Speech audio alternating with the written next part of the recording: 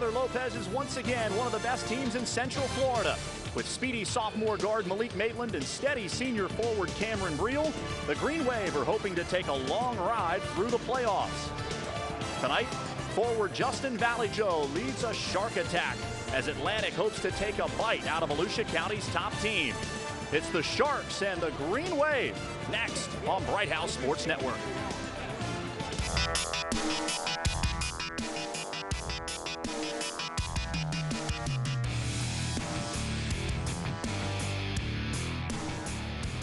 A gorgeous day in Volusia County, a perfect afternoon to catch some waves on the world's most famous beach. Just a few miles from the ocean sits the beautiful campus of Father Lopez Catholic High School. And tonight, the 10th ranked Green Wave host Atlantic in the Subway Restaurant's Game of the Week. Both coaches, a little pregame discussion prior to tonight's broadcast from Father Lopez.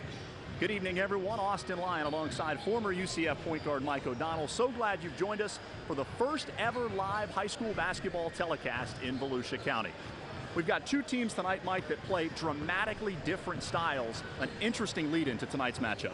Well, it'll be, like you said, interesting to see what happens because Atlantic want to slow you down, grind out half-court basketball. Father Lopez wants to get up and down in transition, put a lot of points on the board. Atlantic is rebuilding with a first-year coach in Kyle Lefebvre, but he has a terrific piece to start with in 6'6" junior forward Justin Valley Joe. Well, Valley Joe is unbelievable. It's almost unheard of that this kid is averaging close to a triple-double. Absolutely incredible. Runs the floor well, spots up in transition. He's not super quick, but very effective on both ends of the floor. Also for Atlantic, a guy who doesn't necessarily fill up the stat sheet, but critical to their success, Alex Bell. This kid's going to play forward on defense, guard on offense. He's a driving kick guard when he's on offense. He looks to get his teammates involved, very dangerous in transition. This was supposed to be a down year for Father Lopez. The Green Wave graduated their top 4 scorers from a year ago, but 3 transfers have bolstered this lineup, and the leader of that trio is a terrific sophomore in Malik Maitland. Well, I love crafty and energetic point guards, and this kid is just that. He's an incredible ball handler. He's a lefty, so it makes it difficult for defenders to guard him, can shoot the 3, and when he gets in transition, forget about it. The leading scorer for the Green Wave is one of the area's most efficient players, Cameron Breehl. Well, I really like Breehl a lot. He's an undersized power forward, co-captain. He's athletic, but he'll also look to get out in transition, run, can slow it down when he needs to. Persistent rebounder. This kid's relentless. The first time these two teams met, it was a 69-60 victory for Father Lopez. We expect another close, exciting matchup tonight. Starting lineups and opening tip coming up next here on Bright House Sports Network. The Bright House Sports Network Game of the Week is presented by Subway Restaurants. Try the new Sriracha Chicken Melt at Subway Restaurants. If you're looking for something spicy, we've got you covered. For a limited time only, Subway. Eat fresh. Bright House Sports Network is your home for high school sports. BHSN is the only place you can see over 200 regular season high school games, live and in high definition, with exclusive coverage of regular and postseason play from the largest, most professional team covering high school sports. Watch rival high school teams battle it out all season long on the Subway Restaurants Game of the Week. From the sidelines to the locker room, BHSN brings you all the coverage. Swimming, football, and every sport in between. Our players love Bright House Sports Network. They get the exposure, they get to watch themselves on TV. Bright House Sports Network continues to grow as the official television partner for the FHSAA Championship Games. We bring you Emmy Award-winning content with our own flair for action and excitement. Scores, schedules, highlights, rankings. Bright House Sports Network, your home for high school sports. Channel 47 and HD 1147, exclusively on Bright House Networks.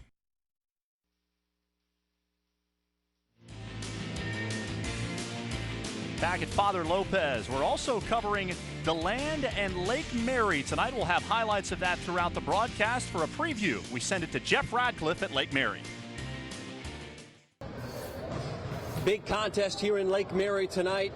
A big battle in 8A District 2. DeLand taking on the Lake Mary Rams, and the Bulldogs coming in right near the top spot in the District 2 standings with Hagerty. They got a big game coming up on Friday against Hagerty, but you got to get through this tonight. I'm with Eddie Green, the assistant coach for the Bulldogs. How key is this one for you tonight against the Rams, a team you've already beaten this season? This is a big game. They're going to come out strong because we beat them at our house. We just got to come ready to play. They're going to come out with a good spurt, and we got to come back ready to play. That's all. What worries you about Lake Mary? They're kind of a sleeping giant sometimes. They have some guys that can score. They got some guys that can score. I mean, we just can't give them. We're playing at their home court, which is difficult playing at their house. And we just got to make sure we just take care of, our business on the court. All right, so the Bulldogs, thank you, Coach. Appreciate it. The Bulldogs trying to retain that focus tonight against Lake Mary. Again, a big matchup for them Friday for a top spot in the district against Hagerty. We'll have highlights of this one, Lake Mary and DeLand throughout the night, and updates for you right here on Bright House Sports Network. Covering regular postseason play, Bright House Sports Network, channel 47 and 11. All right, Jeff, thanks so much. We'll look forward to following that game throughout the evening. Here's a look at the starting lineups in our game tonight for Atlantic. The two players we spotlighted in the open, Bell and Valley Joe, are joined by Emilio O'Brien, Virgil Menafield, and Daquan Romming. And for Father Lopez, a late change in the starting lineup because of an ankle injury. Malik Maitland does not start tonight. He's replaced by Mason Sansucci, also Smith, A.J. Ford, Morello, and Cameron Breehl. So right off the top, Lopez is without arguably its best ball handler and its leader in assists. Well, you have to look out for Kyle Smith to make up for that, especially in transition. If Father Lopez wants to win this game, they have to continue to do what they do well. Get out in transition, look to get easy buckets that way and through their defense. Should be interesting to see what happens with Maitland out. Eddie Miller is in his 18th season as the head coach at Father Lopez. 348 victories, one appearance in the Final Four. His team has won 9 district titles in his 18 seasons.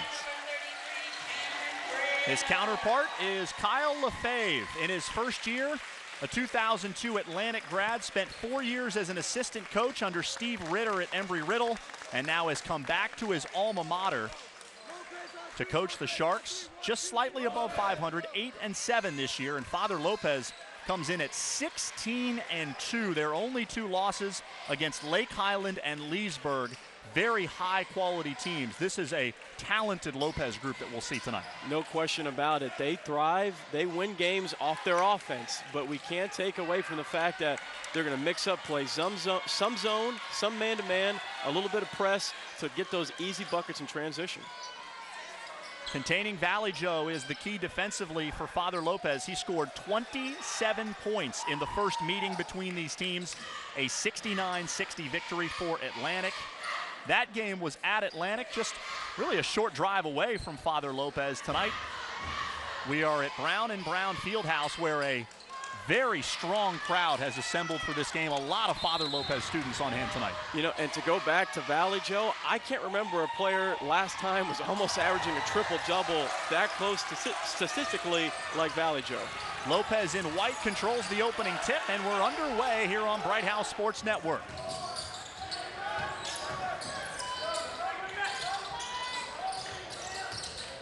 A.J. Ford patiently sets up the Father Lopez offense. And Ford goes last for the first bucket of the game. And that's what they do. Look to spread you out on the perimeter, attack, and get to the rim. Excellent drive. O'Brien is trapped just across the midcourt line. Valley Joe lost out of bounds, a turnover by the Sharks. Outstanding rotation by Father Lopez on the weak side there. They're looking to double almost every drive on the baseline. Father Lopez played last night, won a district game against Masters Academy, 55-42, for its 16th win of the year. Smith is cut off on the drive. Sansucci just misses on the 3. Ford skies for the rebound and a travel. Fans won't like that, but unfortunately, that is the call that you have to make if you're the referee. Ford is one of 3 transfers on this Father Lopez roster. He came from Mainland. Sansucci, who gets the start tonight, came from Winter Springs. And Malik Maitland, who we'll see off the bench because of an injured ankle, was at Flagler Palm Coast. Virgil Virgil Menafield connects on a three for Atlantic's first basket. That's what Atlantic is going to have to do. Father Lopez will take gambles on the defensive end. Ball fake, move the perimeter around. You can knock down a three. Mid-range jumper for Ben Morello falls. Here's that 1-2-2 3/4 court press for Father Lopez. They'll drop back to a 2-3 zone. Valley Joe is trapped, and now it's back up top in the hands of Emilio O'Brien. Daquan Rahming lines up a three. It doesn't fall, and Breel's got the rebound for Lopez. That's not a bad shot, though. That will be there all night if you get the ball to the middle of the floor like Atlantic did around that free throw line. Breehl comes out to screen for Smith. Great pass on the roll, but an offensive foul. Alex Bell takes the charge. Great pass and even better anticipation by Alex Bell. We talked about how good of a defender he was in pregame. He's showing it early tonight. Bell also critical tonight in the middle of that zone for Coach Kyle Lefebvre. He has to be a playmaker, and thus far he's done a good job. And he's a guard, and he's got to play in the middle of that zone. That's a tough thing to do mentally, to transition from offense to defense like that. O'Brien patiently surveys the Lopez zone. Menafield splits the double but threw it away. Good job of Atlantic getting back in transition defense. Morello had it taken away by Valley Joe. Menafield to a spin move, followed up by Valley Joe for two. Well, Mini Joe got bailed out there. You never want to jump and spin in the air at the exact same time. You want to go straight to the rim and get to the free throw line. 5-4 Atlantic on top here in the early going. A.J. Ford can't scoop it in, followed by Breehl. Great drive by Ford, but that's what Breehl does. He's always looking to attack the offensive glass, and he'll get 3 or 4 of those a game. Breehl averages 18.2 points per game and more impressively shoots 61% from the floor. Rahming underneath. Good finish over Sansusi. So you can get buckets against this Father Lopez zone. They may look very active and they're going to have hands flying around everywhere, but they jump at every pass and every ball fake. If Atlantic is patient, they'll get buckets like that in the half court. Ford slicing through the defense. And O'Brien with the push for Atlantic now backs it out as Breehl cut him off. I'm a little surprised at the pace of this game. You know, if you looked at it, you'd think in favor of Father Lopez right now, but you see Atlantic really pushing the ball, especially off of misses. Sharks with a 7-6 lead, nearly midway through the opening quarter here on Bright House Sports Network. And if I was Atlantic, you know, the 2-3 zones right here, they're going to be very active. Got to swing it around, move the defense, and try and get that ball into the free throw line. And Malik Maitland has come off the Father Lopez bench, nursing a sprained right ankle. Did not start last night against Masters Academy, doesn't start tonight. But he's in nearly midway through the opening quarter as Valley Joe will head to the line. And if you're a lefty like Maitland, your right foot is your dominant foot. So let's see how he is when he's driving in against traffic.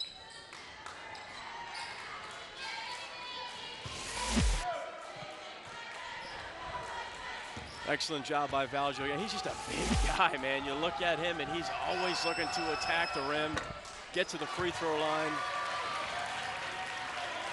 11 points and 8 rebounds a game last year for Valley Joe. And he's increased that, now averaging nearly 18. And he's an efficient offensive player as well, 53% from the floor. 69% from the free throw line. I know his coach would like him to improve a little bit with that because he gets to the line so often.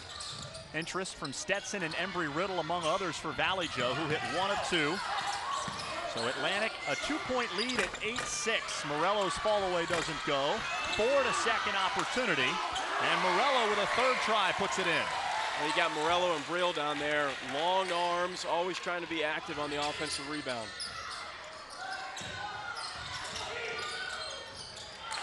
Maitland poked that away, and a steal for Lopez. And a bump will be called in the backcourt. You know, I think Father Lopez has weathered the storm so far. We thought that maybe with Maitland out, they may come out a little flat, but Kyle Smith has done a pretty good job of maintaining his composure, being vocal, being the point guard, the coach on the floor. And Smith is a true point guard, only averages 4 points per game, but distributes well. And as you heard Mike say, the vocal leader of this team.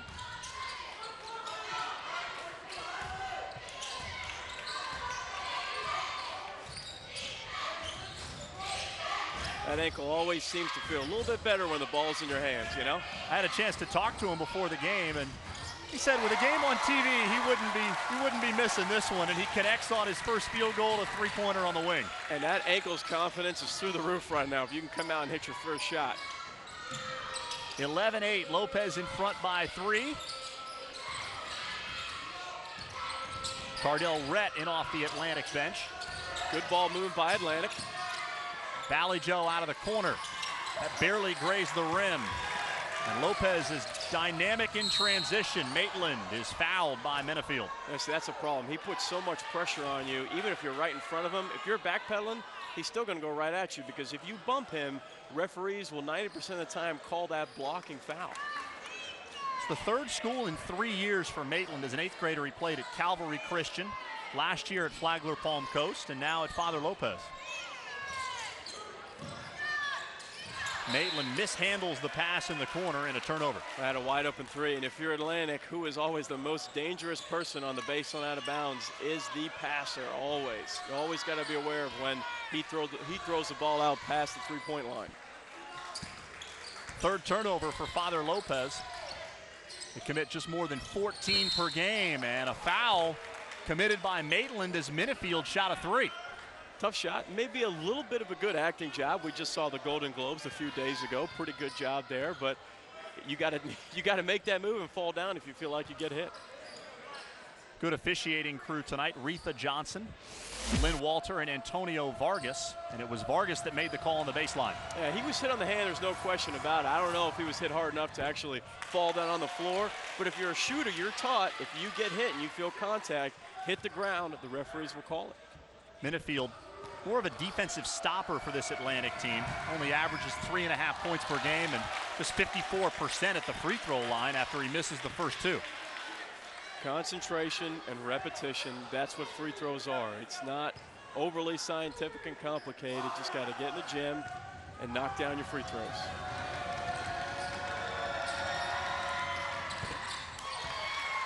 One of 3 for Minifield, and Atlantic back within 2 at 11-9. A little surprising to see Atlantic go into a press right now.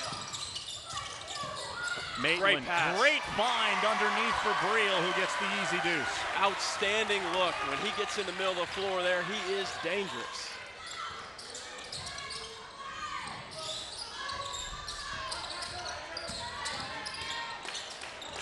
If you're Atlantic, there's a lot of dribbling around, and that's what happens. Maitland's quick. Smith ends up with the loose ball for Father Lopez and will reset the offense. Maitland, how about a deep 3? Just short. I think he took that because his ankle was really hurting. I saw him limping a little bit after he fell down. O'Brien dangerously close to dribbling that off the sideline. Another steal for Lopez. Maitland attacks on Minifield and a foul. Just a demonstration of how quick he is with a bum ankle. But I tell you, Father Lopez does an outstanding job in the half-court defense on that 2-3 zone as we see Maitland go up here and get fouled. Good job of using his right hand, his offhand. But Father Lopez does a great job of rotating on the weak side defense on that 2-3 zone. Very impressive for a high school team. That's the second foul on Minifield as Maitland connects on the first of 2. You saw Maitland's stats in that last graphic. We talk about his scoring ability all the time, but sometimes we neglect to see the fact that he gets 6 assists a game, which is nothing to sneeze at. A timeout for Kyle Lefebvre, the first-year coach at Atlantic. Log on to BHSN.com for the Athlete of the Week. Each week, Bright House Sports Network honors a student that excels on and off the field. That's the Athlete of the Week on BHSN.com. Bright House Sports Network is your home for high school sports. A 5-point lead for Father Lopez. Atlantic led 8-6.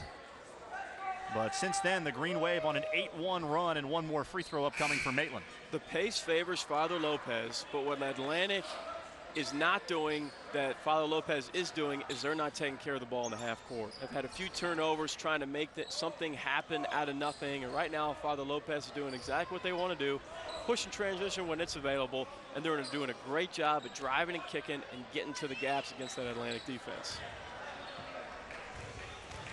5'10" sophomore Malik Maitland has 5 points off the bench, and the lead is 6 for Father Lopez, 15-9.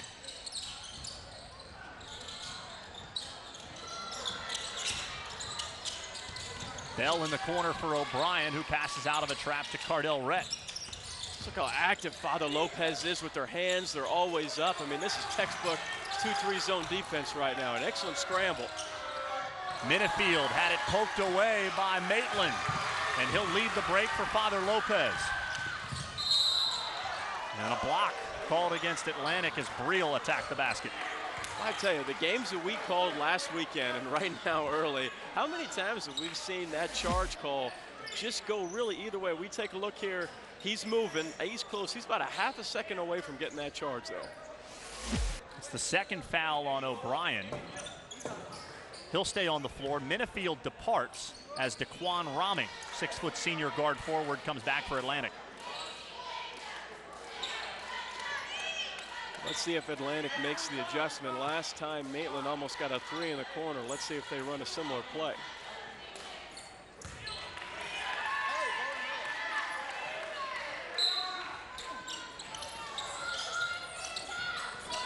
Maitland triggers it into Breehl.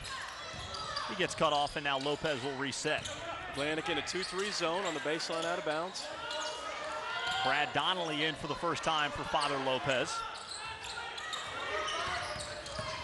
A.J. Ford slices through the defense and a good finish. Wow, what an athletic move by Ford with the left hand, using his body to shield the defender away. Cardell Rett eyeing a 3 on the right wing. That's no good, not very close. Bad, tough shot, air ball, but a good look by Atlantic, one of the few open 3 looks they've had all game.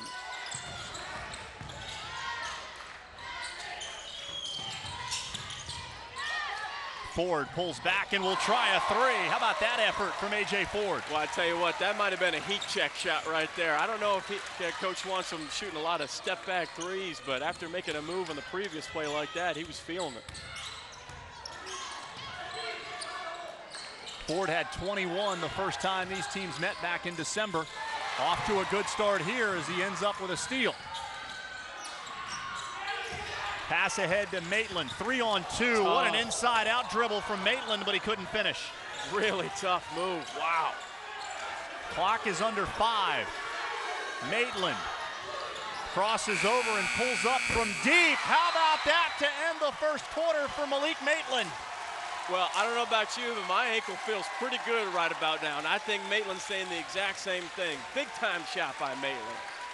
A 12-0 run from Father Lopez to end the first quarter, and the Green Wave lead Atlantic 23-9 here at the end of the first quarter. A.J. Ford and Malik Maitland off to a good start for Lopez.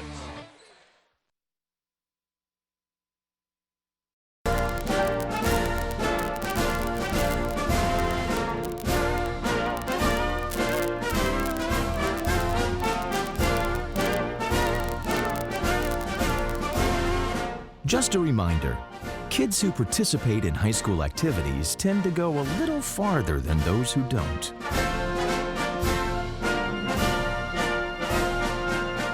Take part. Get set for life. Are you overwhelmed with too much credit card debt?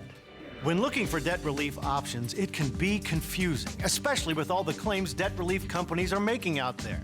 So if you find yourself struggling with $10,000 or more in credit card debt and you just want the facts about legitimate debt relief programs, then call American Credit Card Solutions for a free debt relief kit that will tell you about your options in easy-to-understand terminology. But kits are limited, so call right now.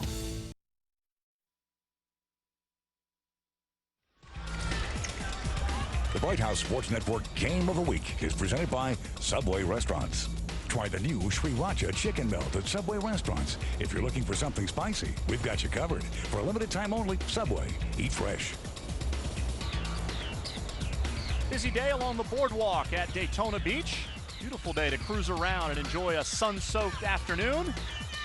How about the end of the first quarter for Father Lopez and Malik Maitland? I didn't think he saw the time on the clock, and then the stand started screaming. He looked up and said, I better let this go. Big time shot by Maitland. 8 first quarter points for Malik Maitland, and that coming off the bench. Maitland did not start tonight. 7 for A.J. Ford. Virgil Minifield has 4 for Atlantic. Sharks got off to a pretty good start in this game, actually led 8-7 midway through the opening quarter, but Father Lopez's defense drastically improved throughout that quarter.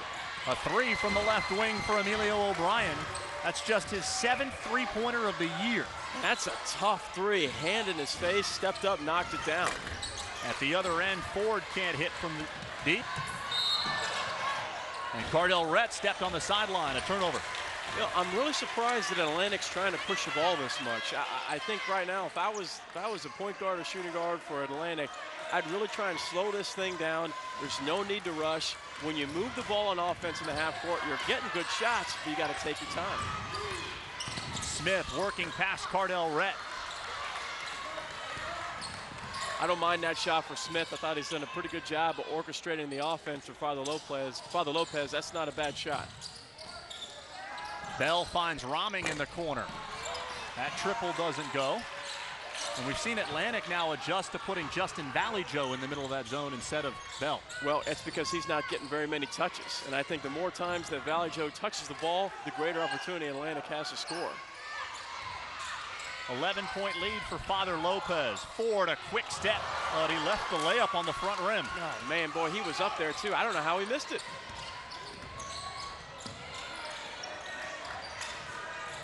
Valleyjoe works his way out to the perimeter, and a foul committed by Morello.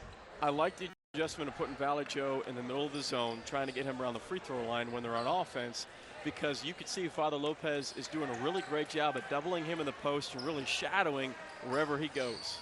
Second foul on Morello. Valleyjoe, a guy who's used to playing on the perimeter, but understands that at 6'6", he's the tallest player on the floor in Atlantic, has to have him inside. It's tough, especially when you're getting recruited. Are you labeled as an undersized power forward at that Division I or Division II level? He's got to play both areas tonight for Atlantic to be successful. Leans in on Sansucci and can't find any room. Bell will try a 3. Doesn't bounce in, but Valleyjoe working the offensive glass. That's about the easiest look that Valleyjoe's had all night, but I tell you, if Valleyjoe's not getting any touches, Bell really needs to step up for Atlantic and make some plays.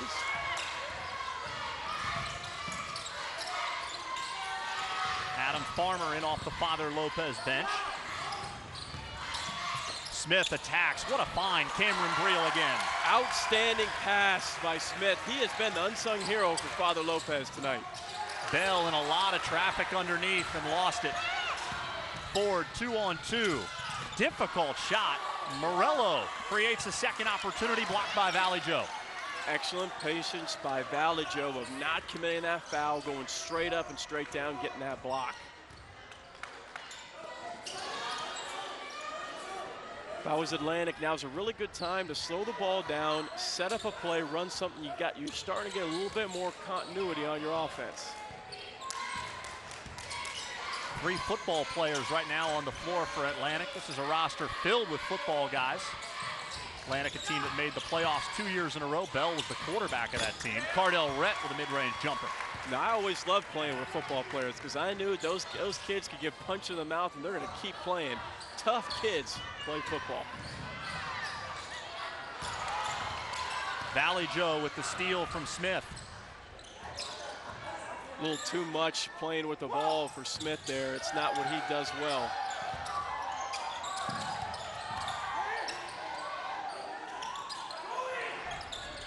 Bell has it in the high post, working on Breehl, and a foul spotted on the near sideline. 2 free throws for Bell.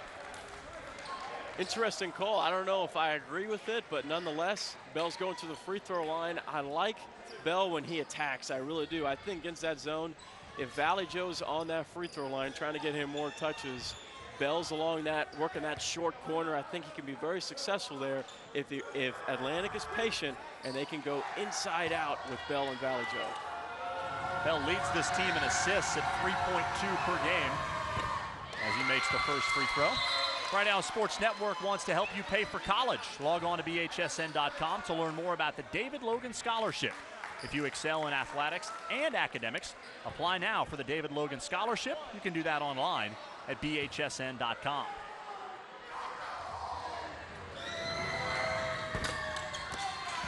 Bell converts 1 of 2. And Atlantic trails by 8 midway through the second quarter. Need a good bucket if you're Father Lopez right now. I think that's why they're calling a timeout. 30-second timeout for Eddie Miller. The lead was 14 at the end of the first quarter, down to 8 here midway through the second. Austin Lyon, Mike O'Donnell, our entire Bright House Sports Network crew on hand. We mentioned that Atlantic has a number of guys that play football. Sharks made back-to-back playoff appearances led by Alex Bell, 3-year starter at quarterback for the Sharks. Played earlier this year on Bright House Sports Network in a game against Bishop Moore. Atlantic finished the regular season in a 3-way tie for second. So they had a district tiebreaker on a Monday night.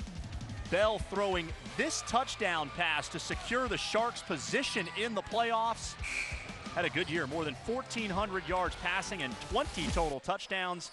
He'll be going to the College of the Redwoods next year, a JC in California, to play quarterback. I don't care who you are. If you're a dual sport star like Alex Bell, you automatically have my respect. I don't think people really understand in the high school and college level to be a dual sport player, you have to have tremendous mental patience and mental toughness to switch from sport to sport. Absolutely impressive. Maitland underneath, and it's Breehl that ends up with it right at the front of the rim.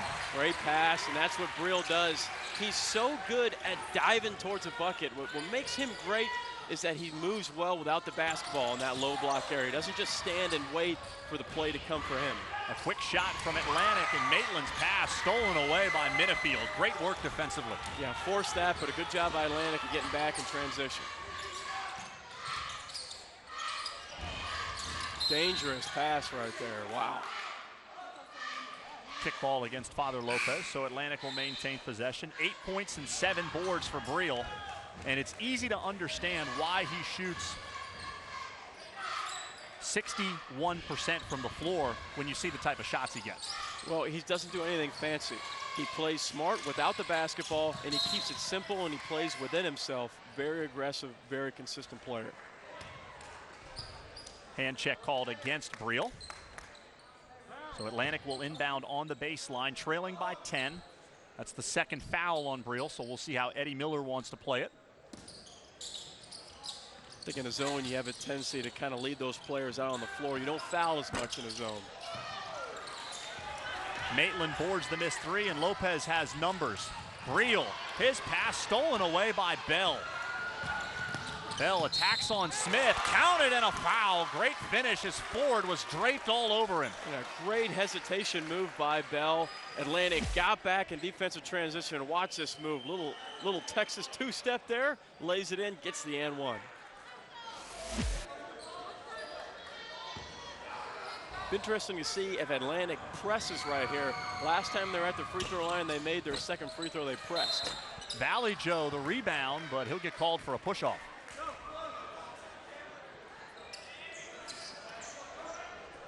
If you're Valley Joe, those aren't the type of fouls you want to be committing. It's tough for him because he's so aggressive on both ends of the floor, but he's got to stay on the floor if Atlantic wants a chance to come back into this game. Morello checks in for Breehl, so the 6'4" senior leading scorer for Father Lopez will sit on the bench with 2 fouls. Smith out high against Minifield, and now here's Ford. Double screen along the baseline for Maitland. Atlantic defended it very well. Maitland rises up from just inside the free throw line, but his shot is short, and the Sharks a chance to get a little bit closer. They trail by 8 with 3 minutes to go here in the second quarter. Certainly not out of this ball game just yet. They're starting to claw their way back into it. Look how extended Father Lopez is out on the 2-3 defense. Bell split a double team. O'Brien on the baseline, a good finish. I know I could see it. I think people in the stands can see it. I think people watching on the TV can see it. That Father Lopez has kind of slowed down their pace on the defensive end. They are certainly not as active as they were in the first quarter.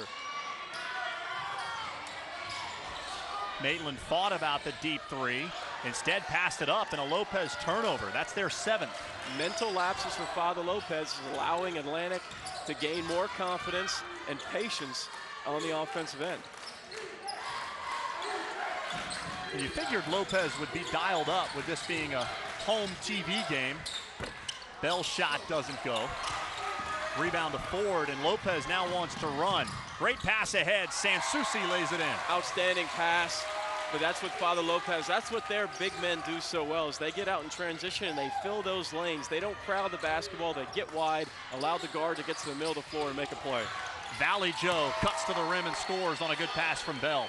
Love that because he uses left hand. I love seeing a right-handed player catch the ball with 2 hands on the left side of the court and use his offhand.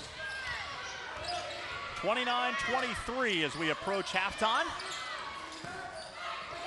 Stay with us. We'll chat with Lopez girls coach Brad Ridenauer, as well as have a report from Jeff Radcliffe on that game between DeLand and Lake Mary. No need to rush now if you're Father Lopez. You have time and score in your advantage. You want to get a good shot here in the last minute 18. Bell gambled and didn't get the steal. Ford inside, setting up Maitland for 3.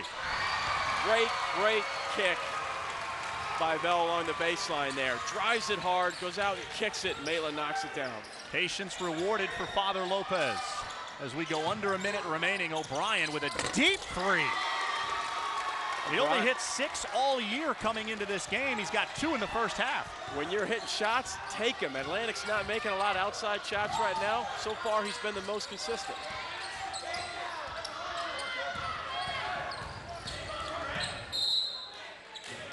And a kick as O'Brien tried to come over and help Cardell Rett defensively. 38 seconds to go here in the first half. 32-26. Father Lopez ranked 10th in the Bright House Sports Network poll. A 6-point lead on its Volusia County rival. They're going to look to continue to run Maitland along the baseline here. Saving it for the last shot. Most teams will look to initiate the offense around 8 to 10 seconds. Atlantic does have a foul to give if the Sharks so choose. Only 5 team fouls committed thus far in the first half. Atlantic guards doing a pretty good job of creating pressure. Got away with a walk there. Morello lost it. Can Valley Joe beat the buzzer? He does. Valley Joe at the buzzer cuts the lead to 4. Lopez gets a 3-pointer at the first quarter buzzer, and Atlantic gets a layup at the halftime buzzer. 32-28 after this finish by Valley Joe. As you can see, just gets it in there, but Father Lopez did not execute on the half-court offense. Atlantic took advantage of that going into halftime. 32-28, the homestanding Green Wave, a 4-point lead. We're back on the Subway Restaurants Game of the Week after this. This isn't Madison Square Garden. These drills probably won't make anyone a #1 draft pick. But these players are practicing for something important. While they work on their jump shots, they're also learning teamwork, discipline, self-confidence, how to deal with wins and losses. Skills that will make them winners long after they leave the court. Support high school activities in your community, because when kids take part, they get set for life. Do your home projects take forever? Time is money, and switching back and forth between drill bits and driver heads takes even longer. Stop wasting time. Bo Ryle's here for the halftime drill driver, the innovative new way to drill, flip, and drive in only 5 seconds. You'll never have to change a bit in the middle of a job again. Halftime works with the tools that you already have, making them better than before. Watch. Just select 2 different size bits, drill your pilot hole, flip the pivot arm, then drive in any screw, nut, or fastener. It takes the hard work out of any job. And you can go from drilling to driving, Phillips to flat, any combination for any task. Avoid split wood. This countersink creates recessed pilot holes for professionally finished results.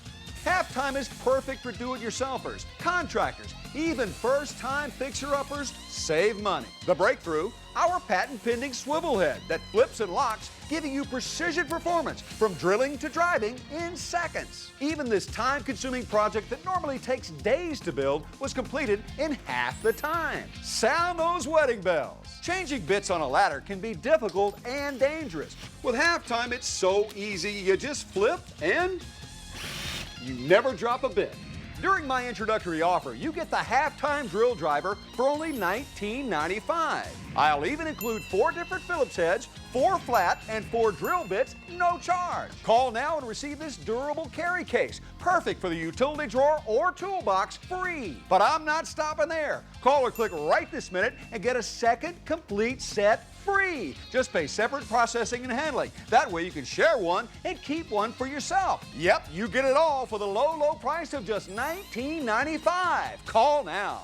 To order your Halftime drill driver for $19.95 plus processing and handling, call 1-800-386-0977 or log on to gethalftime.com.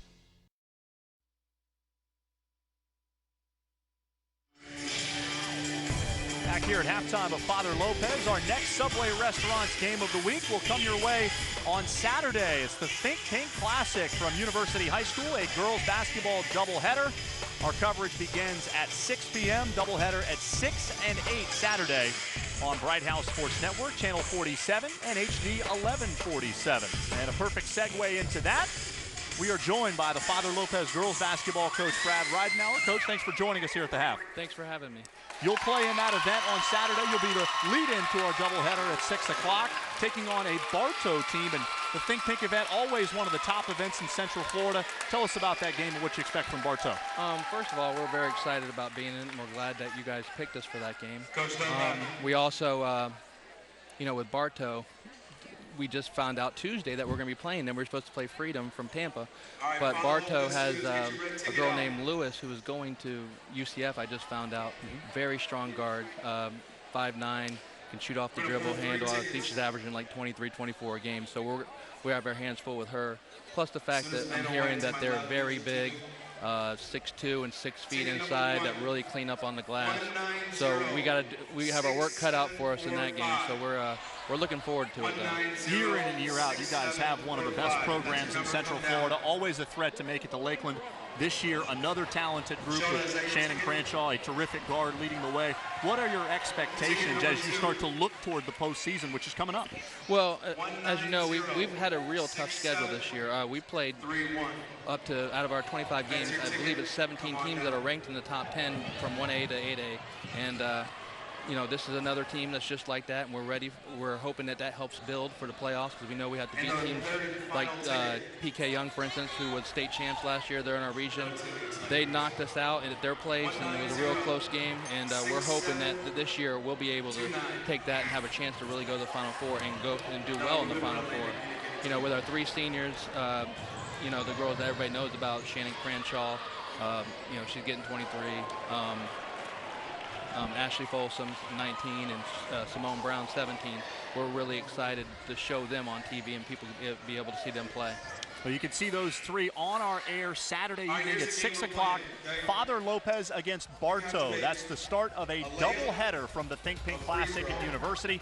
Coach Brad Ridenauer, thanks for joining us at the half. Thank you very much. Father Lopez, a 4-point lead here at halftime over Atlantic, 32-28. We're back for more on the Subway Restaurants Game of the Week. My dad died 2 years ago. A truck ran a red light and it hit him. My father died, and then my grandmother died from cancer. When you're a little kid, you never think of your mom dying. First I was mad, but there's nothing I could do. Actually, there was. And I did it. I went to Camp Aaron. Camp Aaron is a camp for kids who've lost a loved one. Camp Aaron is just such a healing place and a safe place for kids. They can cry in public because everybody else knows what it feels like. It taught me, no, not to punch other people, maybe take it out on a pillow. We found kids who were like us, and they actually knew how it felt. It's just something that every place should have. It's like nothing else for someone who's going through a loss. Going to Camp Aaron really changes how you think about things. It kind of opened up that door again that I can be happy. When I grow up, I want to be a rock star. I want to be a fireman. I want to be a baseball player. I'll be a chef. Cause it's like the coolest job ever. You get to ride around in a giant bus with your name and picture right outside. Chefs get to cook yummy cheeseburgers, pizza, and chocolate, everything. I would be the pitcher because they get to do something all the time. They get right on those trucks and never have to stop for red lights or nothing. And you get to play really loud. If your child is sick over and over again, it could be PI, a defect in the immune system that affects millions. Early detection can give children a chance to dream. My plan is to be the youngest pitcher to ever throw a no-hitter. I'll write a cookbook that's just for kids. I know I'm going to be famous because my mom and dad call me the little star. And that pole you slide down? Cool! Jeffrey Modell Foundation, 25 years of helping children reach for their dreams. Hey, sports fans, what's the best way to keep up with the best in high school sports? Like BHSN HD on Facebook. Bright House Sports Network is your home for high school sports. Back here at halftime, Austin Lyon, Mike O'Donnell with you. A 4-point lead for Father Lopez. The Green Wave led by as many as 14 in that first half, but credit Atlantic for battling back. I think Atlantic did a great job of making multiple adjustments, not only in the offensive but defensive end as well. And Father Lopez just seemed to really run out of gas on that 2-3 zone that was so active in that first quarter. Atlantic shoots 53% from the floor in that first half. Justin Ballyjoe with 10 points, Malik Maitland with 11, and even though Maitland didn't start, he was as good as advertised in that first half. I thought he was great. He forced a couple passes. The ankle looked pretty good. He kind of tweaked it a little bit here and there, but driving the ball into the attacking zone over there against Atlantic, did a good job of getting his teammates involved, and this kid can get to the rim in a hurry. 32-28 here. Remember, we're keeping tabs on DeLand and Lake Mary tonight, and for a report, we send it to Jeff Ratcliffe. I'm Jeff Ratcliffe at Lake Mary High School, where the Rams lead the DeLand Bulldogs 26-23 in a key 8A District 2 matchup. Now, DeLand comes into this match tied atop the district standings with Haggerty, who they'll play on Friday, and they built up a 16-5 lead by the end of the first quarter thanks to Montolito Hamilton, the senior point guard, hitting from three and then finishing off the break. He had 10 points in that first half to lead DeLand, but Daniel Brown and the Rams battled back to take a 4-point lead midway through that second quarter. The junior with a big three-pointer. It was part of a 21-7 run in that second quarter, and that's where we stand. Lake Mary leading DeLand 26-23. The Rams trying to avenge an earlier season loss to these Bulldogs. We'll have more a little later on. At Lake Mary High School, I'm Jeff Radcliffe, Network.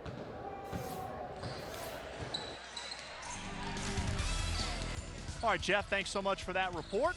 Here at halftime, Father Lopez, a 4-point lead on Atlantic. It's 32-28 when we come back. First half highlights, and we'll tip off the third quarter. You're watching the Subway Restaurants Game of the Week on Bright House Sports Network.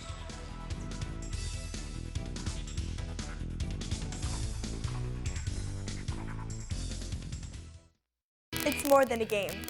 Sportsmanship is a lifestyle. Whether you're on the field or in the stands, Display good sportsmanship, victory and defeat. and remember, respect your team, your opponents, and the officials. Florida High School Athletic Association. Play hard, play strong, play fair. Take part, get set for life. Brought to you by Bright House Sports Network, your home for high school sports. Listen closely. I have important news that may be of great benefit to you. If you or anyone you love needs health insurance right now, with or without a pre-existing medical condition, call the Health Insurance Helpline for immediate assistance and get the relief you deserve. The Health Insurance Helpline has been established to provide affordable health insurance for all uninsured Americans with or without pre-existing conditions. We're not talking about a discount card. We're talking about insurance programs that provide access to doctors, hospitals, and emergency services. Call the number on your screen now, and in minutes you can have a choice of affordable health plans. And as a special bonus for calling today, we'll send you a no-obligation, no-cost prescription savings card which can save you up to 50% off your prescriptions. Call the Health Insurance Helpline now. Call now to receive your prescription saving card. Call 800-347-8490. That's 800-347-8490. This isn't Madison Square Garden. These drills probably won't make anyone a #1 draft pick. But these players are practicing for something important. While they work on their jump shots, they're also learning teamwork, discipline, self-confidence, how to deal with wins and losses. Skills that will make them winners long after they leave the court. Support high school activities in your community, because when kids take part, they get set for life.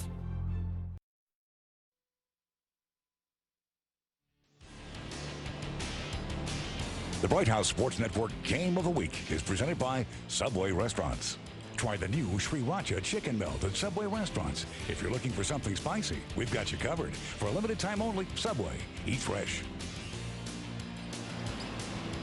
Mike O'Donnell getting some work on his paddleboard in there on Daytona Beach this afternoon. Well, I got to wear a t-shirt when I paddleboard or else I'll just blind everybody. Too pale, too Irish. Justin Valleyjoe with 12 in the first half to lead all scorers, 9 in the second quarter, and his scoring was key to Atlantic getting back in the game in that second quarter. You know, because he was really quiet in the first quarter. I thought Father Lopez did an outstanding job of really shutting him down and keying 2 guys on him constantly.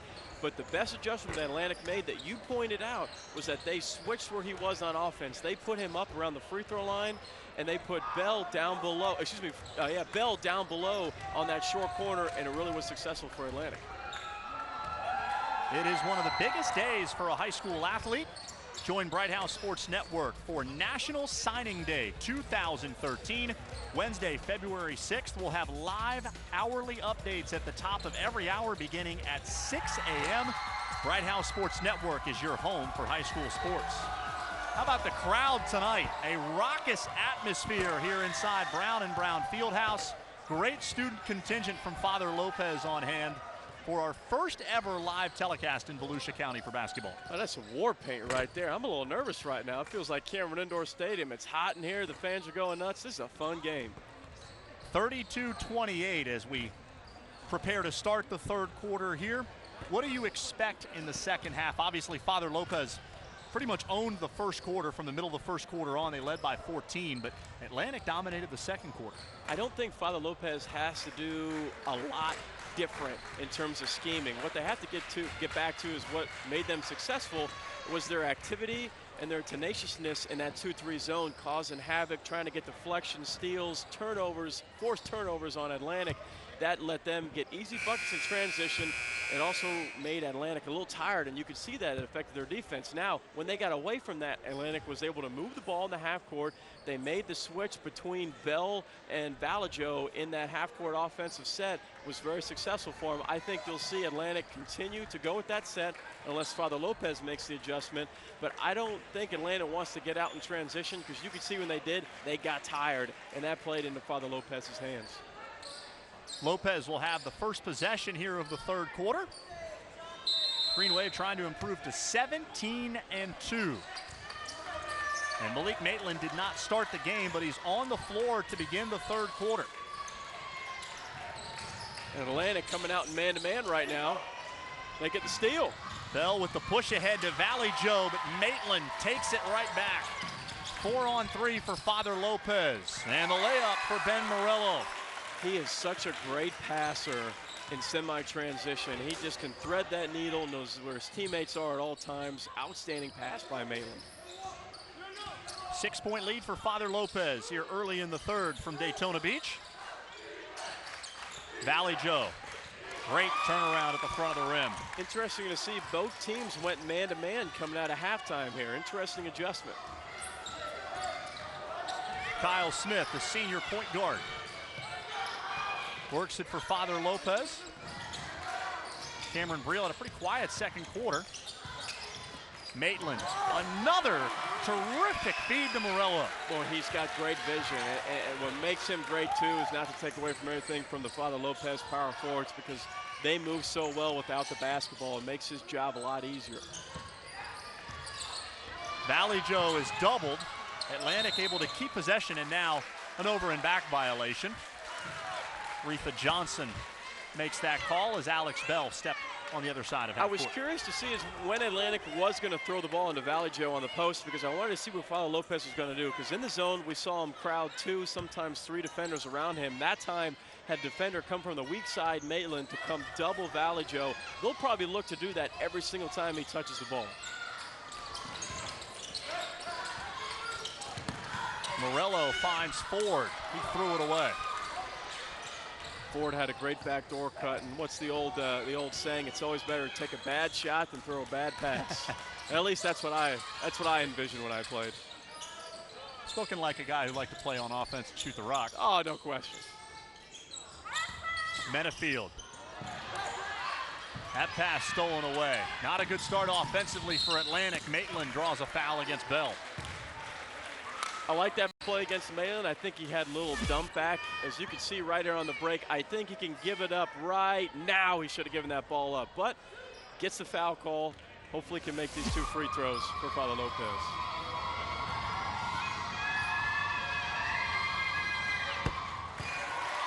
First one from Maitland is good. Second team all-area selection by the Daytona Beach News-Journal last year. Letters from a lot of high major D1 schools, including Stanford, NC State, and UCF, 2 schools for which you played, and USC. Fits the mold of all those schools. You know, he really plays well, but he doesn't do anything absolutely just completely wows you. He doesn't turn the ball over. He hits the 3 when he needs to. He gets out in transition, runs the team, does everything you want your point guard to do. Menafield, good look for 3. Valley Joe keeps it alive, and another possession for Atlantic. That's what he does well. So those type of passes aren't going to happen. That's the second pass that Atlantic's trying to force in there here in the second half, and that's not what they need to try and get back into this ball game. A 4-point halftime lead extended to 8 by Father Lopez. Nice catch on the interior by Valley Joe, but Morello's double caused a turnover. And it's out of bounds to Father Lopez. That's what we talked about, was Father Lopez able to create havoc on the defensive end for them to get easy buckets in transition, and so far they're doing that. Kyle Smith splits 2 defenders. Nothing there as Maitland finds Ford. Good hands from Valley Joe. I know exactly where Ford was going, but even better hands by Valley Joe, like you said. O'Brien takes the deep 2 off the front rim, and good work by Breehl to box out Valley Joe. So Breehl does well. All the little things that don't end up in the stat sheet is what he does well. Ford pulls up over Valley Joe. It's off the front rim. Again, Atlantic looking to push the ball in transition, a little surprising. Cardell Rhett is fouled by Smith. You take a look at that last missed shot by Atlantic, and you wonder, you kind of say to yourself, well, that's not that bad of a shot. But to me, that's a bad shot, because when Father Lopez, you saw Smith go for the gamble, that's what they want to do. Sometimes you'll see teams go for gambles, like a college team like Memphis or Duke will intentionally try to get a steal almost every play to rush you. That was a rush jump shot by Atlantic. That's not the kind of shots that they need to get back into this ball game. Atlantic has been at its best offensively when it showed patience against that Lopez zone. And Smith's pass off the hands of Ford and out of bounds. Tough when you're running a backdoor cut. It's always tough to throw a bullet chest pass to the cutter. You know, if you're going to throw a backdoor cut, it's either 1 or 2 passes. It's that quick little bounce pass, or you got a little bit of a lob in there so we can go up and get it. Atlantic averages 14 turnovers per game. They're already at that number, and we're not even midway through the third. Make it 15. Maitland, the theft and the finish. That's Father Lopez's bread and butter. Create havoc on the defensive end to get out in transition for easy buckets and make Atlantic speed up. Rhett had his shot blocked by Morello, and here comes Lopez. Again, not the shot that you want if you're Atlantic. Need to slow the ball down, take some air out of it, get a better set. Ford attacks on Rhett. Difficult finish as he jumped a long way from the basket. And now a timeout for Kyle Lefebvre. Right, it's a good timeout by Coach Lefebvre. He really needs to rile the troops here, get a better set. Need a couple good sets in a row for Atlanta to get back into it. Lefebvre is a guy who spent 4 years as an assistant at Embry-Riddle, as you get a look at the last finish by Malik Maitland. Well, you could see Maitland, I mean, he just does a great job of He's got great body control, can go behind the back, between the legs, outstanding ball handler. And there is some more on Maitland, the Flagler Palm Coast transfer, number 5 player in Florida in the class of 2015, according to SourceHoops.com. Actually plays for my former AAU coach, Tom Topping, for Nike Team Florida. It's an outstanding program, but I think Maitland was a little quicker. I think Coach Topping likes Maitland a little bit more than I did. Maitland grew up in New York. His older brother Edson played for the New York Gauchos, one of the nation's most respected AAU organizations. Grew up watching guys like Kemba Walker and Irving Walker play at Christ the King and Rice High School, two of the most notable programs in New York. Well, I remember playing the Gauchos, and I remember getting smacked by the Gauchos. They were outstanding. 6 in a row for Father Lopez to make it a double-digit lead at 40-30 here midway through the third. Father Lopez stays with the man-to-man. I think that's fine. They're being very consistent in their effort. O'Brien for 3. Can't continue his hot shooting from the first half. Love the way that Maitland just always has his head up and his eyes open in transition. A lot of times point guards will put their head down and just worry about themselves. Maitland draws a foul as Rhett came over to help defensively. Tough play. You know, I don't know if he was thinking this to himself, but I feel like subconsciously great guards always think that if a team is consistently fouling you in transition or when you drive to the bucket, you're going to take advantage of that. If he's got one step, he's going to try and blow by the Atlantic guards because they know so far they're not doing a good job of not fouling and just playing solid defense. They're swiping at every ball. Log on to BHSN.com for the Athlete of the Week. Each week, Bright House Sports Network honors a student that excels on and off the field. That's the Athlete of the Week on BHSN.com. Bright House Sports Network is your home for high school sports.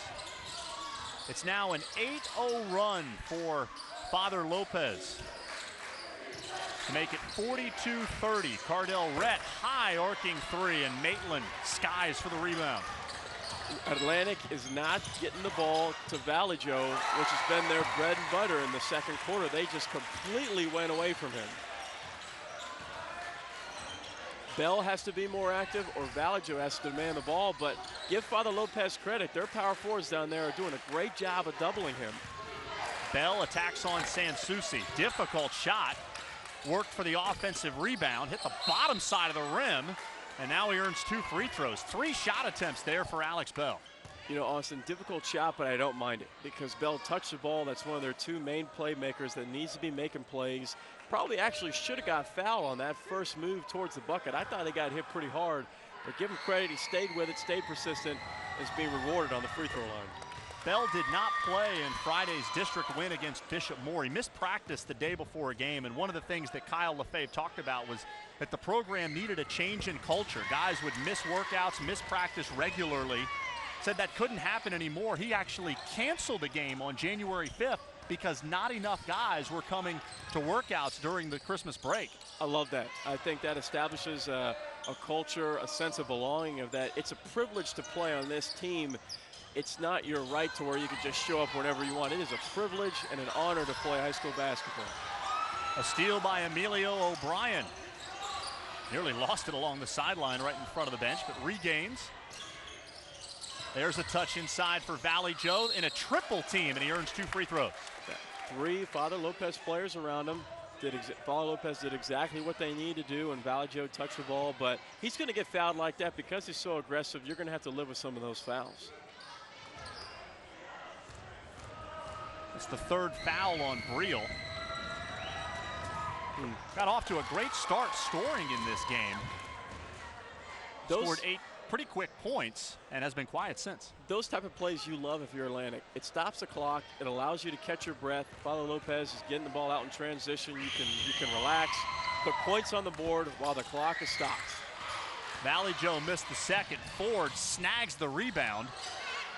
A quick attack, and when the offenses have taken quick shots tonight, it has not led to positive results. That's been on both sides of the ball. Both teams have fell victim to that. Bit of a mismatch there for Atlantic with Breehl coming out to challenge Rhett, but he gave it up. Triple team to the post. Valley Joe doubled. Bell kicks it to Rhett, and an offensive foul. Well, and to be honest with you, that's Bell's fault. Because when a player is triple teamed and you cut and you dive and you pass the ball about 2 or 3 feet away, there are already 3 to 4 defenders around you. The place to look is not near the basket. The place to look is the kick out opposite. When you catch the ball in the middle of the floor around the paint area, your first look is always shot. If you don't have it, the opposite side of the court, there's always going to be someone open because they're looking to double and triple Valley Joe. And that, again, just another example of how savvy a player Cameron Breehl is. He's really good on both ends of the floor. I'm a huge fan of this kid. Plays smart on both ends. On the defensive end, though, you know, he doesn't look really strong, but he plays strong, and you appreciate that type of player, especially as a head coach. Breehl has interest from Embry-Riddle, but his coach saying lots of colleges taking the wait-and-see approach. Well, he sees a 3 drop. The best three-point shooter on the Lopez team connects from distance. He's going to have, on the next level, he'll have to play out in the perimeter, but what he's doing now in post defense, college recruiters will love the fact that he plays so aggressive and so hard on every play. 14-point lead matches the largest for Father Lopez. Rhett in traffic amongst taller players. Couldn't get it to go. Valley Joe stripped by Maitland. And then a foul committed by Bell. That's the 3rd time that Maitland has been that kind of sneaky guard in there. What's the cardinal rule if you're a big guy, if you catch on the low block? If you think you may be double teamed, the last thing you want to do is put the ball on the floor for those little pesky little guards that come in just like Maitland did right there and steal it away. Maitland will head to the bench as Bell commits his 3rd foul. You see a little bit of a grimace there on the face of Malik Maitland as he went to the floor. Well, that ankle's been hurting him all game, but I think it's obvious that this is a tough kid, wants to play, wants to help his team, and right now it's a good time to rest him with only a couple seconds left in the quarter.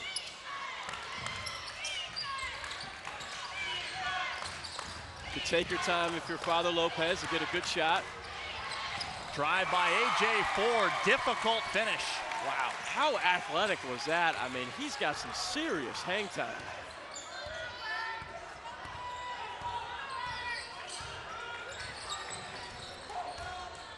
Under 30 seconds to go in the quarter, and Atlantic trails by 16. Sharks desperately need a basket to feel good heading to the 4th. Again, you kind of wonder what offense is Atlantic running. It's just they just seem unsure of themselves right now.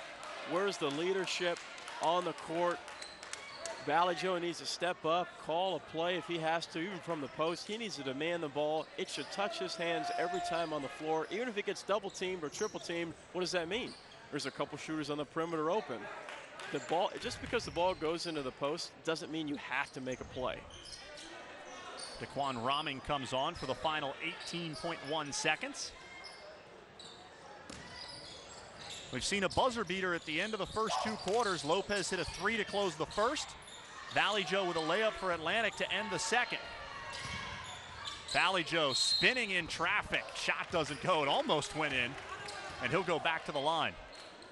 Unnecessary foul there. You don't need to foul a post player who does a spin move, fade away from about 8 feet away.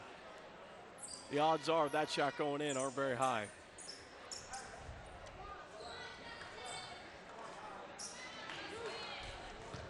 Kyle Lefebvre trying to find some offensive rhythm for his team as Valley Joe connects on the first of 2.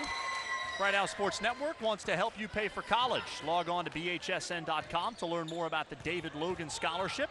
If you excel in athletics and academics, apply now for the David Logan Scholarship online at BHSN.com. Final 8 seconds of the 3rd quarter. Kyle Smith into the lane. The floater doesn't go. Tapped out. And for the first time, a quarter ends without a buzzer-beating shot. A terrific 3rd quarter for Father Lopez. The Green Wave limit Atlantic to just 1 field goal in the 3rd quarter. Malik Maitland continues to play well. Lopez by 15 going to the 4th. White House Sports Network is your home for high school sports. BHSN is the only place you can see over 200 regular season high school games, live and in high definition, with exclusive coverage of regular and postseason play from the largest, most professional team covering high school sports. Watch rival high school teams battle it out all season long on the Subway Restaurant's Game of the Week. From the sidelines to the locker room, BHSN brings you all the coverage. Swimming, football, and every sport in between. Our players love Bright House Sports Network. They get the exposure, they get to watch themselves on TV. Bright House Sports Network continues to grow as the official television partner for the FHSAA Championship Games. We bring you Emmy Award-winning content with our own flair for action and excitement. Scores, schedules, highlights, rankings. Bright House Sports Network, your home for high school sports. Channel 47 and HD 1147, exclusively on Bright.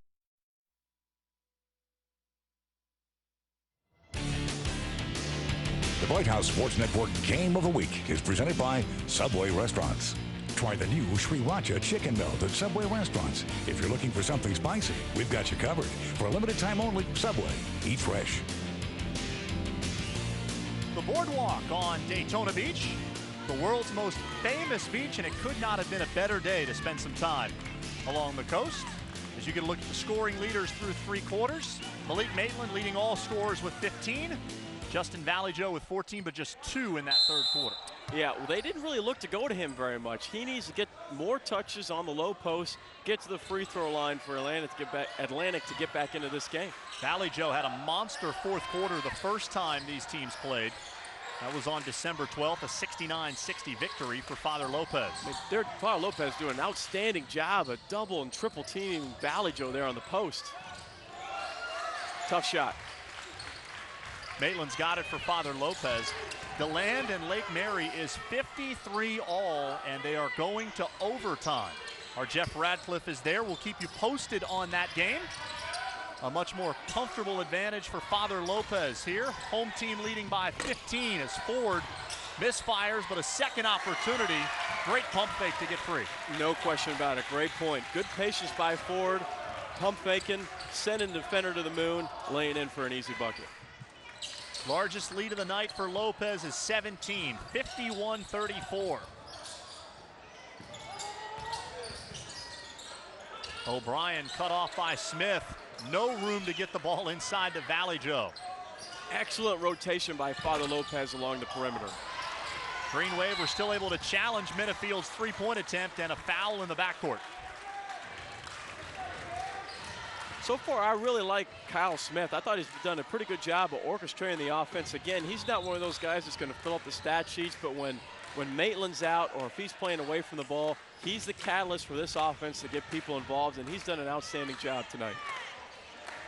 Atlantic's last field goal came at the 7:15 mark of the third quarter. So it's been more than an entire quarter since Atlantic has last made a basket. And they've taken, in my opinion, some very poor shots to get back into this game. Breehl will try a three, his second of the game. This kid's going to play at the next level. Yeah, he can play on both ends of the floor. He doesn't look strong, but he plays very strong and physical. When he can hit the three and play inside, I like it. 14 for Cameron Breehl. And a kickball will keep possession with Atlantic. You know, we talk about Maitland's offense all the time, but how outstanding has he been on a bad ankle on the defensive end, getting steals, deflections, just locking his man up. Great job. Smith thought he had a steal against Cardell Rett, but he's whistled for a foul.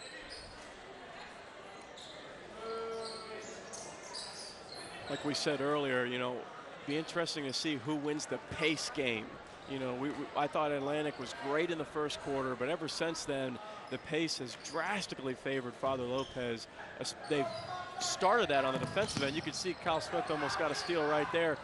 Them playing aggressive, even if they don't get a steal, affects Atlantic. Minifield in amongst the tall players inside draws a foul. So that's a shot I'm kind of talking about. I know Minifield's going to the free throw line right here, but he takes on 3 to 4 Father Lopez defenders as an undersized guard. I don't know if that's the shot you want to get yourself back into the game. Minifield's first free throw rattles in. Guy who's known more for his defense. Handle a little bit raw. He's not having a great season shooting the ball, but Coach Kyle Lopez says his defense is a dream. But if he makes these 2 free throws, they're going to be, oh, heck, Mike, you don't know what exactly you're talking about. There you go. 54-36 as Lefebvre tries to instruct his team to put together a rally. Minifield playing very close defense against Kyle Smith. Ford misfires on a 3. Tough shot pretty early in the offense. I don't know if you want that to follow Lopez even though you're up.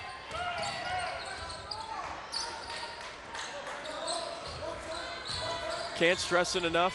Got to go back into Valley, Joe. Minifield's 3 is long. Good rebound by Cardell Rett. Bell in traffic. That shot was not close. That's the first time we've called Bell's name in a while. He's been very silent here in the 4th quarter. A timeout for Father Lopez, and Eddie Miller wants to make sure his kids have an understanding of what's a good shot here in the final 5 minutes and 20 seconds. As we send you to Lake Mary, an update on that great game between the Rams and DeLand with Jeff Radcliffe. Folks, don't forget tonight's game. I'm Jeff Radcliffe at Lake Mary High School, where the DeLand Bulldogs have battled back to reclaim the lead against the Lake Mary Rams, 46-45, just at the start of that 4th quarter. On the line for DeLand, a chance to tie Hagerty atop the District 2 standings here in 8A. It has been a battle. Nathaniel Brown has 12 points to lead the Rams, and Montolito Hamilton, the senior point guard for DeLand, leading the way with 15 points for the Bulldogs. Again, a 1-point lead for DeLand. You can catch out all the highlights later on tonight on BHSN.com. At Lake Mary High School, I'm Jeff Radcliffe.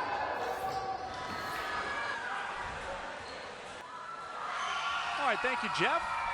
Back here at Father Lopez. Austin Lyon, Mike O'Donnell, our entire Bright House Sports Network crew on hand to bring you the first ever live high school basketball telecast in Volusia County. And it was a 4-point game at halftime. Atlantic hung tough for the first 16 minutes, but since then, Father Lopez has dominated. Atlantic 1 of 13 from the floor in the second half. And I'd say they really only taken about 2 or 3 good shots to get themselves back into it. Maitland is fouled on the drive.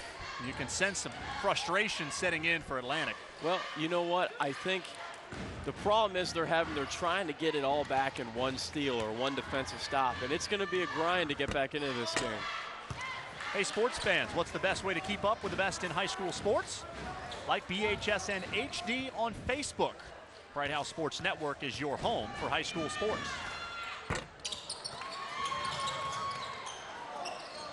Maitland misses both free throws. That does not happen very often.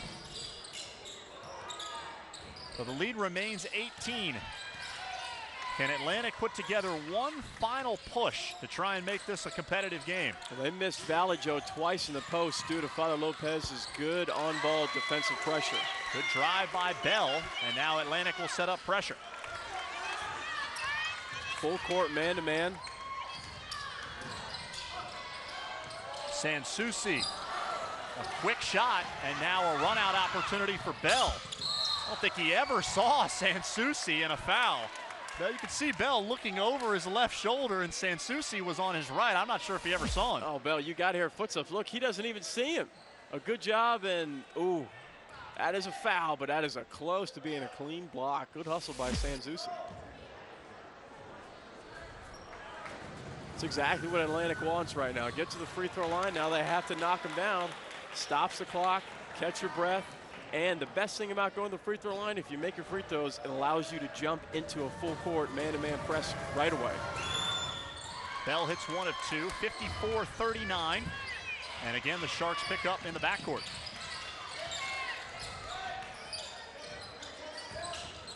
Good defensive pressure. Great pass, wow. Boy, Breehl with the reverse. He is crafty. He's doing all the right things to impress me right now. Shot out of bounds as Leon Starks in off the bench gets his first shot attempt of the game. I've just gotten word that that DeLand Lake Mary game is headed for double overtime. As that game goes on, we'll keep you posted. Valley Joe finally gets a touch inside, surrounded by 3 defenders, and Maitland with another steal. Good decision of Kyle Smith of pulling that ball out. Don't need anything right now. Smith takes a challenge layup. Breehl with a rebound and powers it back up and in over Valley Joe. You just feel like he kind of wills buckets in. I mean, he's got no reason to make that shot, and a poor pass right there. Sansucci a steal, and Ford. They're just too athletic, too fast, too aggressive. They've caused Atlantic to panic in the half court and full court. They've taken full advantage of those turnovers. Atlantic got back within 15, but since then, 6 in a row for Father Lopez. And Ford commits a foul. That's the old foul of where you get really excited about getting a couple steals in a row. You get in transition, you just made a bucket. Maturity needs to set in if you're Father Lopez, and that's how you get better as a team, is you don't foul in situations like this. You continue to play aggressive without fouling. There's a look at Kyle Lefebvre, who spent 4 seasons as an assistant at Embry-Riddle. He is a guy who, as a small college assistant, had to hold down several other jobs while at Embry-Riddle, worked at UPS as a supervisor for local delivery trucks, cleaned horse stalls, he tutored homeschooled students, and also worked for 3 years at Publix as a stock boy. He, in fact, still holds that job. And earlier this year, after Atlantic beat Bishop Moore on a Friday night, went in and worked the 2 a.m. to 7 a.m. shift. Absolutely unbelievable. I could not possibly fathom that. I mean, everybody's got to understand something. To coach at coach college basketball at Embry-Riddle is a full-time job in itself. And this guy's doing 3 or 4 other jobs. Holy cow, I can barely talk right now, let alone do 3 other jobs. Lefebvre holds 5 school records at Father Lopez, or excuse me, at Atlantic. He was a 2002 grad. Game, season, and career record holder in steals from 99 to 2002. He told me when he tried out as a freshman, he wasn't sure he would even make the team. And 2 games into the season, the starting point guard on varsity got kicked off the team. Lefebvre got moved up, eventually became the starter 1 game later. It's a 4-year high school starter at Atlantic. That is pretty rare. No question about it. That's why, as a player, if you're a backup or you're a bench player, you have always got to be mentally ready to come into the basketball game, because you never know what's going to happen. Always have to be on edge. Maitland hits the first of 2 free throws. You see his line, and also 8 steals tonight for Malik Maitland. Doing it all for Father Lopez tonight.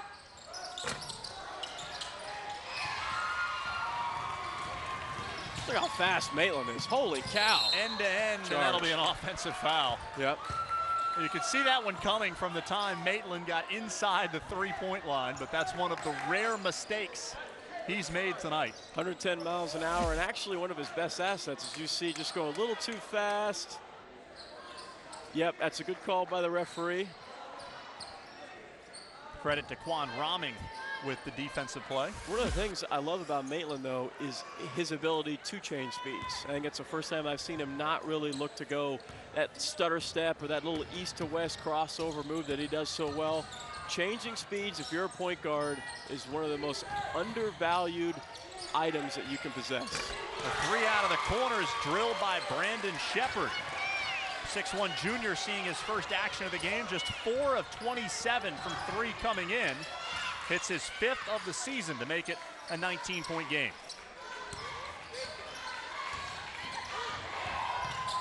Maitland cannot hit the pull-up. Boy, he is dynamite at creating his own shot. Valley Joe with a run out. Roming can't put it in, and those 2 shots kind of sum up the night for Atlantic, or sum up the second half anyway. No question, you took the words right out of my mouth. I think you're absolutely right. Just lack of concentration on the part of Atlantic. There's no reason for Valley Joe to double clutch against Kyle Smith either in transition. Ford knifes his way inside and scores. Ford's been good. He's that guy that you don't really talk about for Father Lopez, but then he's just this freak athlete who can do so many things on the offensive end. He's done very well tonight. Nice floater in the lane by O'Brien. 64-45. Father Lopez will move to 17-2. And they've got an interesting game coming up on Friday against First Academy. It's another team that has the potential to make a run in the 3A playoffs. Maitland with another steal.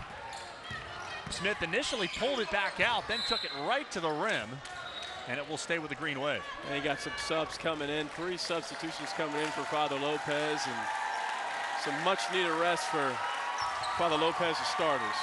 We got a chance to see First Academy on Saturday at the Showdown in O-Town. Should be a terrific game between the Royals and Green Wave. Then it's at Lake Mary Prep and the Greyhound Invitational, 3 games at Lyman to close the regular season for Father Lopez. But that game on Friday could tell us a lot about just how deep this Father Lopez team can go in the playoffs. Now, I agree with you 100% because both teams are so sound on the defensive end that it is certainly going to be a battle to just get any easy bucket possible. 2 great defensive teams and 2 teams that love to run and get out in transition as well.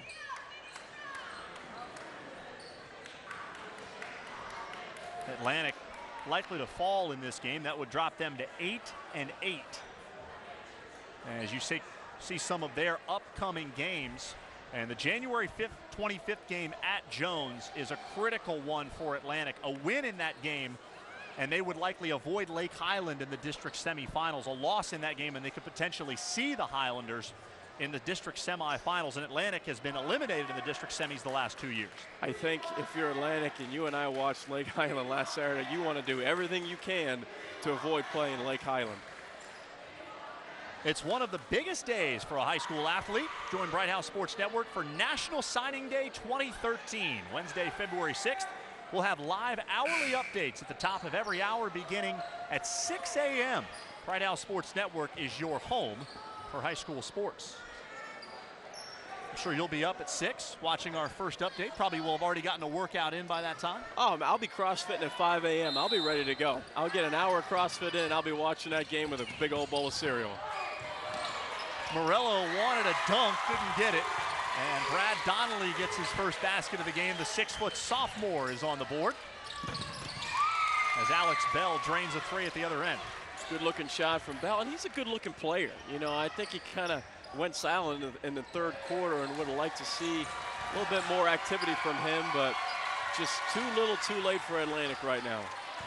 Bell told me that the coaches at the junior college in California, College of the Redwoods, recruited him by saying that if he played 2 years there and did well, he'd have a chance to go play at UCLA or a school in the Pac-12. So he's excited about that opportunity.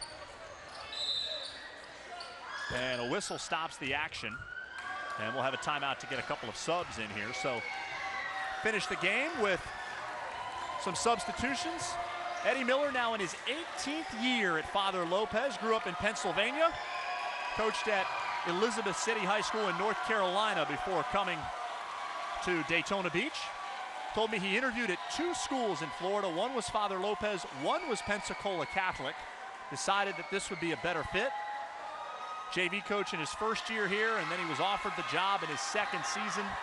And this is a team that really is in such a challenging region year in and year out, having to play teams like Arlington Country Day from Jacksonville, Florida Air Academy from Melbourne, which is incredibly talented year in and year out. And now they're in a region with Providence, which went to the Final Four last year and right now is undefeated. Yeah, one of the toughest regions in the state of Florida, but I love what he gets out of his kids. You know, he doesn't have the most athletic team in the world, and I'm not taking away from anything from the Father Lopez players. He's got 2 to 3 really, really good athletes, but his kids play so hard, so aggressive without fouling. They're poised in the half court, and they play well together, and they're really excited to be on the court. You could tell that they just love to play every single game. That's why they're ranked so high.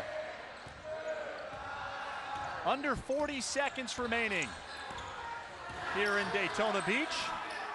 Father Lopez led by 4 at the half, and a dominant third quarter turned the game completely in the Green Wave's favor. A foul committed in the backcourt. Brandon Shepard, the 6'1 junior, ended up with that. Actually made a layup, but I believe it was after the whistle. Some unnecessary pushing and shoving going on. Adam Farmer also on the floor for Father Lopez. Some of the subs getting a chance to make a late impression on their coaches. Angelo Milano, Travion Hall in for Atlantic. You always appreciate playing hard, but you never want to play hard enough to where you're going to intentionally foul or want to hurt another player, and don't need that with 24 seconds left in the game. You saw our officiating crew, Retha Johnson, Lynn Walter, and Antonio Vargas. They've done a fine job tonight. When you don't mention the officials' names throughout the broadcast, pretty good sign that you had a good crew. Isn't that just a horrible job to have? Is when you're doing a great job, that means that nobody's talking about you. It's kind of like when you're an employee for a major firm, and if you're doing your job the right way, chances are your boss isn't even going to talk to you. And it's kind of tough to stay motivated like that. But I remember I am a certified 5th grade referee, and that was one of the hardest summers of my life. I would just get destroyed by parents, and it was fun handing out the technical foul here and there, but I don't envy their job. It's very difficult. It's one of the most difficult jobs in sports, no question about it. So with less than 30 seconds to go, we've got to vote on our player of the game. And I think we're probably talking about a two-way race here between Malik Maitland and Cameron Breehl. And since basically you and I decide this thing, who do you like? Here's my vote right now is I pick Maitland because of the fact that he came in, played that well while he was injured, and not taking away from anything from Breehl because I think he played outstanding. But my vote always goes to the point guard all the time. I'm a little biased, but because of the fact that we knew coming in he had a severely sprained ankle and he played like that, showed a lot of guts, a lot of tenacity, great maturity and leadership on the part of Maitland. He's got my vote. 16 points tonight. One of 3 Father Lopez players in double figures, and it's a well-rounded lineup with the big 3 for Lopez: Maitland, Ford, and Breehl. Yeah, absolutely. And what I love about Father Lopez's power forwards too is they can all shoot the 3, and they have the freedom to shoot the 3 and the confidence. That drive and kick action they have when Maitland initiates is pretty impressive. And these numbers from our open pretty much holding true. Lopez just above its average, Atlantic just below its average. But the Sharks a chance to get there with a bucket here on what might be the final possession of the game.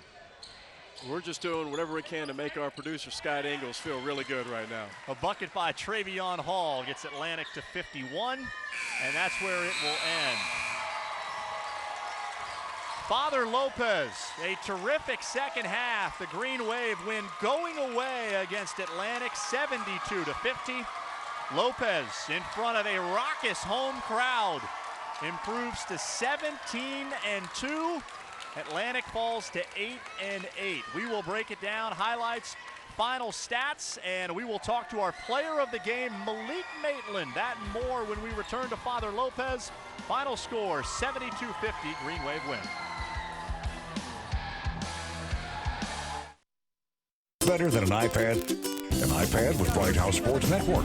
Download the Bright House TV app today and watch your favorite high school teams live in your hands, anywhere in your house for free. Go to BHSN.com and look for the App Center today. Bright House Sports Network, your home for high school sports, and the only channel where you can get exclusive coverage of regular, postseason, and championship games. Channel 47 and HD 1147, exclusively on Bright House Networks. Do your home projects take forever? Time is money, and switching back and forth between drill bits and driver heads takes even longer. Stop wasting time. Bo Ryle's here for the halftime drill driver, the innovative new way to drill, flip, and drive in only 5 seconds. You'll never have to change a bit in the middle of a job again. Halftime works with the tools that you already have, making them better than before. Watch. Just select 2 different size bits, drill your pilot hole, flip the pivot arm, then drive in any screw, nut, or fastener. It takes the hard work out of any job, and you can go from drilling to driving, Phillips to flat, any combination for any task. Avoid split wood. This countersink creates recessed pilot holes for professionally finished results. Halftime is perfect for do-it-yourselfers, contractors, even first-time fixer-uppers save money. The breakthrough, our patent-pending swivel head that flips and locks, giving you precision performance from drilling to driving in seconds. Even this time-consuming project that normally takes days to build was completed in half the time. Sound those wedding bells. Changing bits on a ladder can be difficult and dangerous. With halftime, it's so easy. You just flip and you never drop a bit. During my introductory offer, you get the halftime drill driver for only $19.95. I'll even include 4 different Phillips heads, 4 flat, and 4 drill bits, no charge. Call now and receive this durable carry case, perfect for the utility drawer or toolbox, free. But I'm not stopping there. Call or click right this minute and get a second complete set free. Just pay separate processing and handling. That way you can share one and keep one for yourself. Yep, you get it all for the low, low price of just $19.95. Call now. To order your halftime drill driver for $19.95 plus processing and handling, call 1-800-386-0977 or log on to gethalftime.com.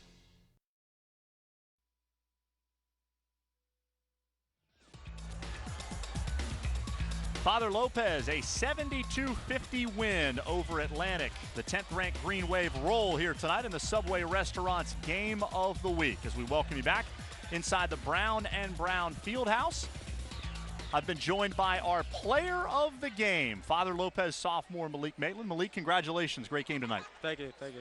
Talk about this game. You guys played Atlantic earlier this season, so you knew a little bit about what to expect. It was a close game at the half. You guys led by just 4, but then you blew them out in the third quarter. What changed? Our defense, most important. Coach said to be confident in what we do and play together, team ball. You had 17 points and 7 steals tonight. Talk about some of the work you did defensively. It seemed like every time one of the Atlantic players got a touch in the high post, you were there getting a hand on that and creating a turnover. Yeah, just help defense, tugging on the floor with my teammates, and just playing tough. You know, we got to communicate on the floor, and that's the most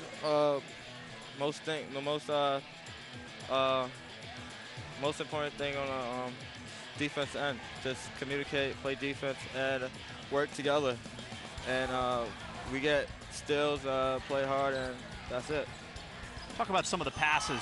We see you finding Cameron Breehl there. How about a pretty nice finish right there? What's it like seeing some of these highlights that you made in tonight's game? I feel, very blessed and thankful. Most important, thank God and my family supporting me.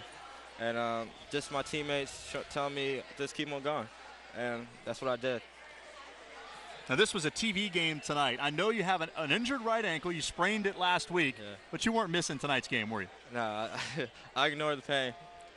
That's what my pop said. Just play hard, and the coach said he needed me, so I stepped to the plate, and that's what I did. So 17.7 steals. Malik, great job. Thank you. Malik Maitland, sophomore guard for Father Lopez, our player of the game. As you look at the final stats, Green Wave shoot 53% from the floor. We told you off the top they were one of the most efficient offensive teams in Central Florida, certainly lived up to that reputation. 14 assists for Father Lopez, a team that shares the ball well, and 21 turnovers for Atlantic. The Sharks go 10 minutes and 20 seconds between field goals in the second half.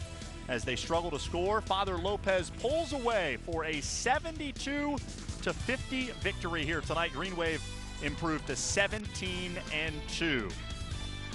A great game for Father Lopez. Great job by our hardworking Bright House Sports Network crew, producer Scott Engels, director Dan Robertson, for my broadcast partner Mike O'Donnell, and our entire Bright House Sports Network crew. This is Austin Lyons saying good night from Daytona Beach. Father Lopez beats Atlantic 72-50 in the Subway Restaurants Game of the Week on Bright House Sports Network.